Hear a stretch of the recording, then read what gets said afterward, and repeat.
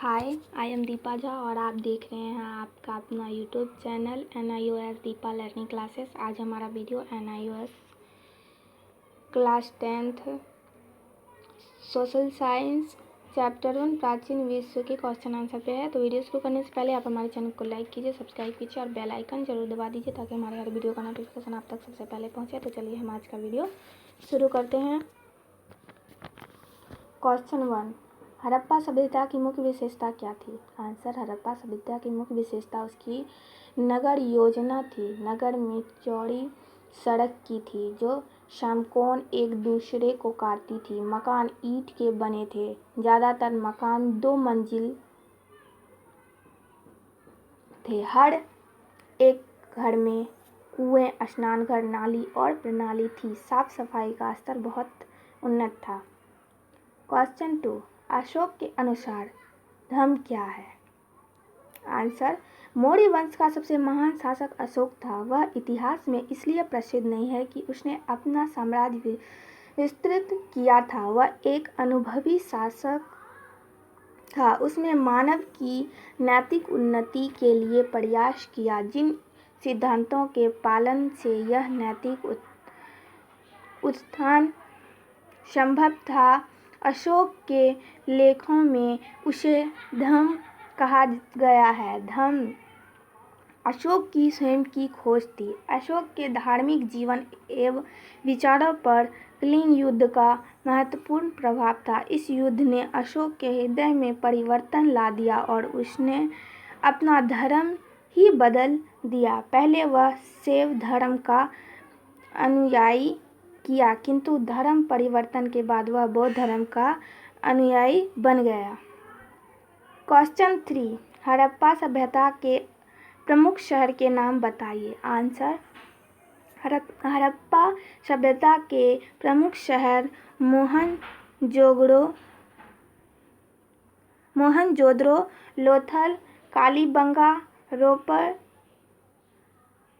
बनावली, Dholavira. Question 4, कांस्य युग किसे कहते हैं? आंसर, धातु का उपयोग नवपाषाण काल के अंत में शुरू हुआ। तांबा पहली धातु थी जिसका उपयोग मानव ने नवपाषाण काल में किया। कांसा, जो तांबा और रंजक की मिश्रित धातु की खोज भी इस काल में हुई, इसलिए इस युग को कांस्य युग भी कहते हैं। क्वेश्चन 5, हड़प्पा सभ्यता को ताम्रपाषाण की सभ्यता क्यों कहा जाता है? आंसर, हड़प्पा सभ्यता को ताम्रपाषाण की सभ्यता इसलिए कहा जाता है क्योंकि खुदाई में जो सामान मिले हैं उनमें सबसे ज़्यादा तांबे और पत्थर के सामान मिले हैं, इसलिए इस सभ्यता को ताम्रपाषाण कहा गया है। क्वेश्चन 6, महाजनपद का क्या अर्थ है? आंसर, 6ठी सदी ईसा पूर्व में उत्तर और पूर्व भारत में बड़े राज्य थे जिन्हें महाजनपद कहते हैं। इस तरह के 16 राज्य थे। क्वेश्चन 7, तीर्थंकर किन्हें कहा जाता है? आंसर, वह धर्म गुरु जो लोगों के जीवन को नए धार्मिक उपदेश और आचरणों के माध्यम से सफल बनाते हैं, उन्हें तीर्थंकर कहा जाता है। महात्मा महावीर से पूर्व जैन धर्म के 23 तीर्थंकर हुए। महात्मा महावीर 24वें तीर्थंकर माने जाते हैं। क्वेश्चन 8, जैन धर्म के प्रमुख 4 सिद्धांत क्या है?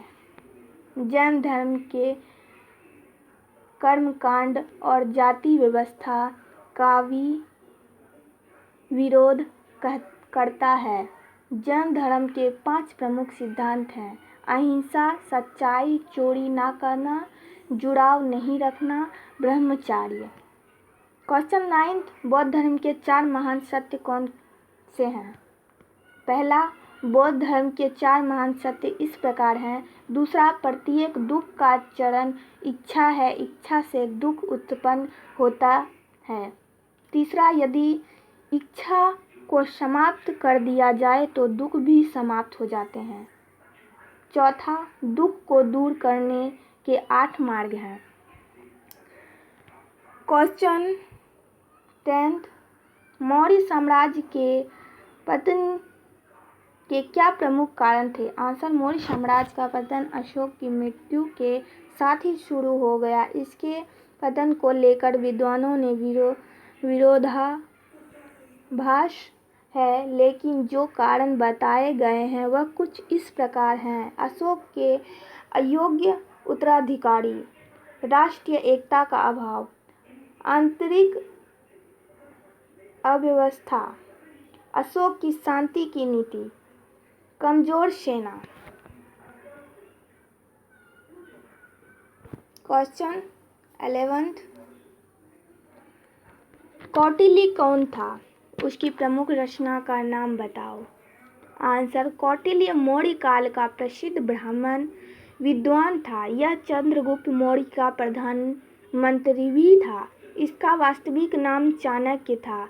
उसने राजनीतिक शास्त्र पर एक ग्रंथ की रचना की जो अर्थशास्त्र के नाम से जाना जाता है। इस पुस्तक में राजा के कर्तव्य, युद्ध करने का ढंग, कूटनीति के नियम, शासन प्रबंध को कुशल बनाने के सिद्धांत तथा ऐसे अनेक राजनीतिक विषयों पर विचार किया गया है। क्वेश्चन 12th, सांची स्तूप पर व्याख्या करें। आंसर, सांची स्तूप मध्य प्रदेश के रायसेन जिले में मौजूद है। यह सभी स्तूपों में सबसे ज़्यादा विशाल और श्रेष्ठ है। इसकी संख्या 3 है। सबसे विशाल स्तूप को महास्तूप कहा जाता है। इस स्तूप का ढांचा 3री शताब्दी ईसा पूर्व में अशोक द्वारा बनाया गया है। क्वेश्चन 13, रेशम मार्ग किसे कहते हैं? आंसर, रेशम मार्ग चीन से कुषाण साम्राज्य से होकर रोम तक जाता था। इसके द्वारा चीन और रोम साम्राज्य के बीच रेशम का व्यापार होता था।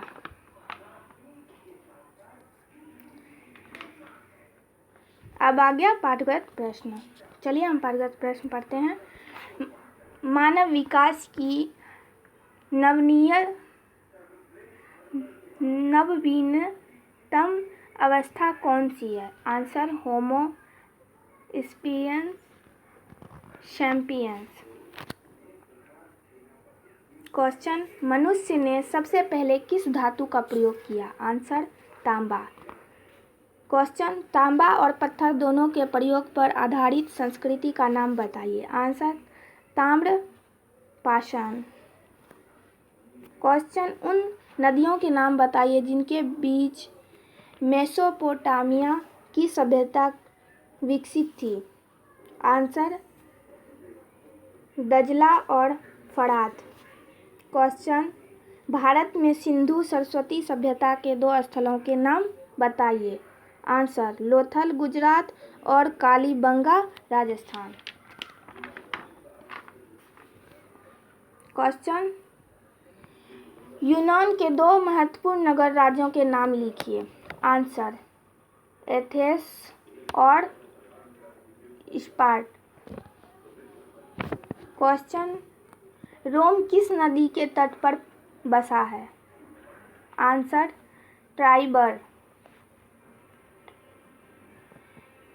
क्वेश्चन, फारस के राजा साइरस ने वर्ष 550 ईसा पूर्व में पारसियों को एकीकृत किया।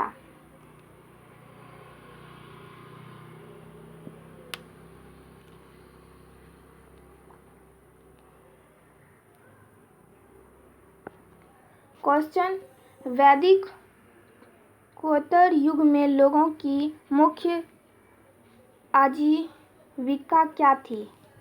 आंसर, कृषि। वैदिक ब्राह्मण के कर्म कांडों और रीतियों का विरोध करने वाले दो धर्म कौन थे? आंसर बौद्ध धर्म और जैन धर्म। क्वेश्चन, बौद्ध धर्म के संस्थापक कौन थे? आंसर गौतम बुद्ध। क्वेश्चन, जैन धर्म का स्थापक किसे माना जाता है? आंसर ऋषभनाथ।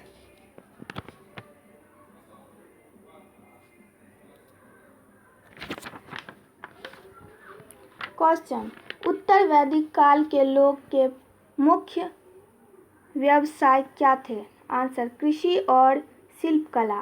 क्वेश्चन, अशोक ने कलिंग युद्ध के बाद कौन सा धर्म अपनाया? आंसर बौद्ध धर्म। क्वेश्चन, प्राचीन भारत में 4 मुख्य शिक्षा के केंद्र कौन से थे? आंसर तक्षशिला, नालंदा, काशी, विक्रमशिला।